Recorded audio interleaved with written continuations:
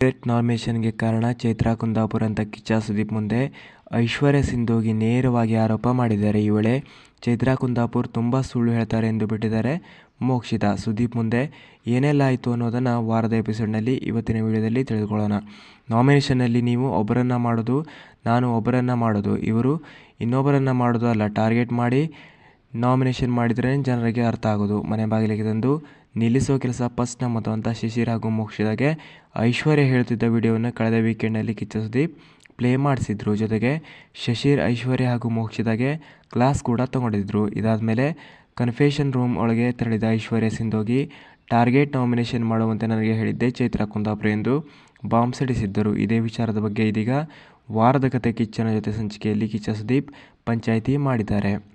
ಪಂಚಾಯಿತಿ ಸಂಚಿಕೆ ವೇಳೆ ಲಾಸ್ಟ್ ವೀಕೆಂಡ್ನಲ್ಲಿ ಆ ವಿಡಿಯೋ ಪ್ಲೇ ಆಯಿತು. ಟಾರ್ಗೆಟ್ ನಾಮಿನೇಷನ್ ಬಗ್ಗೆ ನಾನು ಮಾತನಾಡೋದು ಅಂದಿನಿಂದ ನಾನೊಂಥರ ವಿಲನ್ ಆಗಿದ್ದೇನೆ, ಅದರ ಹಿಂದೆ ಬೇರೆದ್ದೇ ಕತೆ ಇದೆ. ಚೈತ್ರ ಆಸ್ಪತ್ರೆಗೆ ಹೋಗಿ ಬಂದಮೇಲೆ ಕೆಲವೊಬ್ಬರಿಗೆ ಇನ್ಫಾರ್ಮೇಷನ್ ಕೊಡ್ತಾರೆ. ಚೇಂಜಿಂಗ್ ರೂಮ್ನಲ್ಲಿ ಮೈಕ್ ಬಿಚ್ಚಿರುವಾಗ ಅವರಾಗಿ ಅವರೇ ಬಂದು ಕೆಲವು ವಿಚಾರಗಳನ್ನು ಹೇಳ್ತಾರೆ. ನನಗೆ ಹೊರಗಿನಿಂದ ಹೇಳಿ ಕಳಿಸಿದ್ದಾರೆ ಟಾರ್ಗೆಟ್ ನಾಮಿನೇಷನ್ ಬಗ್ಗೆ. ಕಳೆದ ಸೀಸನ್ಗಳಲ್ಲಿ ಇಷ್ಟೊಂದು ಜನ ನಾಮಿನೇಟ್ ಆಗ್ತಿರಲಿಲ್ಲ, ಸ್ವಲ್ಪ ಜನ ಮಾತ್ರ ಆಗ್ತಿದ್ರು.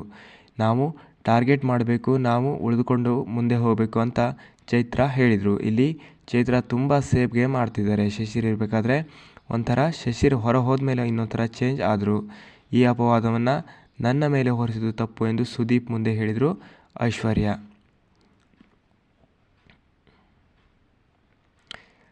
ರೂಲ್ ಮಿಸ್ಯೂಸ್ ಆಯಿತು ಎಂದ ಸುದೀಪ್.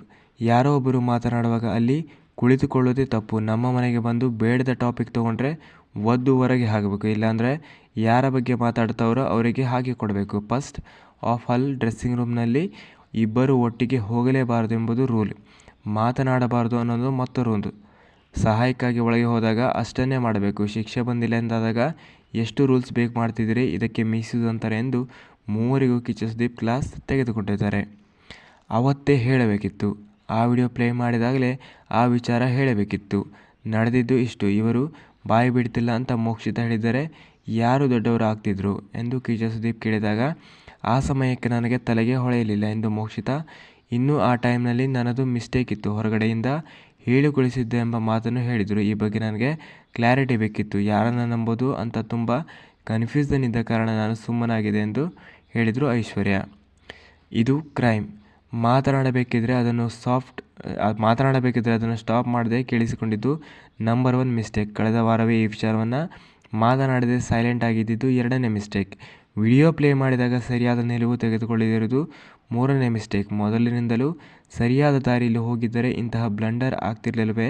ನಿಮ್ಮ ಪ್ರೈವಸಿಗಾಗಿ ಮಾಡಿರುವ ಕೋಣೆಗಳಲ್ಲಿ ಕ್ಯಾಮರಾ, ಮೈಕ್ ಇಲ್ಲ ಎಂಬ ಕಾರಣಕ್ಕೆ ಡಿಸ್ಕಷನ್ ಮಾಡೋದು ಇದೆಯಲ್ಲ, ಇದು ಕ್ರೈಮ್. ಇದರಲ್ಲಿ ಯಾರದು ತಪ್ಪು ಏನು ಅಂತ ನೀವೇ ಡಿಸೈಡ್ ಮಾಡಿಕೊಳ್ಳಿ ಎಂದು ಸುದೀಪ್ ಹೇಳಿದರು. ಎಲ್ಲ ಹೇಳಿಬಿಡ್ತೀನಿ ಅಂತ ಹೇಳಿದ ಚೈತ್ರ. ಈಗಲೇ ಎಲ್ಲ ವಿಷಯ ಹೇಳಿಬಿಡ್ತೀನಿ. ಮೊದಲಿಗೆ ನನ್ನನ್ನು ಕರ್ಕೊಂಡು ಹೋಗಿ ಮಾತನಾಡಿದ್ದೆ ಐಶ್ವರ್ಯ. ನೀವು ನಮ್ಮ ಜೊತೆಗೆ ಬನ್ನಿ, ನಾವು ಯಾರು ನಿಮ್ಮನ್ನು ನಾಮಿನೇಟ್ ಮಾಡಲ್ಲ ಅಂತ ಹೇಳಿದ್ದೆ ಐಶ್ವರ್ಯ. ಗೌತಮಿ ಔಟ್ ಆದರೆ ಮಂಜು ವೀಕ್ ಆಗ್ತಾರೆ ಅಂತ ಮಾತನಾಡಿದ್ದೆ ಮೋಕ್ಷಿತಾ. ಭವ್ಯ ಹೆಸರನ್ನು ತಗೊಳ್ಳಿ ಅಂತ ನನಗೆ ಹೇಳಿದ್ದೆ ಐಶ್ವರ್ಯ ಎಂದು ಚೈತ್ರಾ ಕುಂದಾಪುರ್ ಹೇಳಿದಾಗ ಕಪ್ ಒಂದೇ ಚೊಂಬುಗಳು ತುಂಬ ಇವೆ ಎಂದು ಸುದೀಪ್ ಬಾಯಿಂದ ಮಾತು ಬಂತು. ಹಾಗೆ ಚಾನೆಲ್ ವೇದಿಕೆಯನ್ನು ದುರುಪಯೋಗ ಪಡಿಸ್ಕೊಳ್ತಿದ್ದೀರಾ, ಇದರ ಮೇಲೆ ಬಿಗ್ ಬಾಸ್ ಕಡೆಯಿಂದ ಪನಿಷ್ಮೆಂಟ್ ಕೊಟ್ಟರೆ ತಗೊಳ್ಳಿ. ಯಾವಾಗ ಎಲ್ಲಿ ಏನು ಹೇಳಬೇಕೋ ಕರೆಕ್ಟಾಗಿ ಹೇಳಿದರೆ ಇಷ್ಟೆಲ್ಲ ಆಗೋದಿಲ್ಲ. ಕೆಟ್ಟ ಗಿಡ ಆಗಿ ಬೆಳೆಯೋದು ತಪ್ಪಲ್ಲ, ಕೆಟ್ಟ ಗಿಡಕ್ಕೆ ನೀರು ಹಾಕೋದು ತಪ್ಪು. ಕೆಟ್ಟ ಗಿಡ ಬೆಳೆದ ಮೇಲೆ ಸೇಬು ಕೊಡ್ತಾ ಅಂತ ಸುದೀಪ್ ಪ್ರಶ್ನೆ ಮಾಡಿದ್ದಾರೆ. ಅಂದಿನಿಂದ ವೀಕ್ಷಕರ ತಲೆಯಲ್ಲಿ ಓಡ್ತಿರೋದು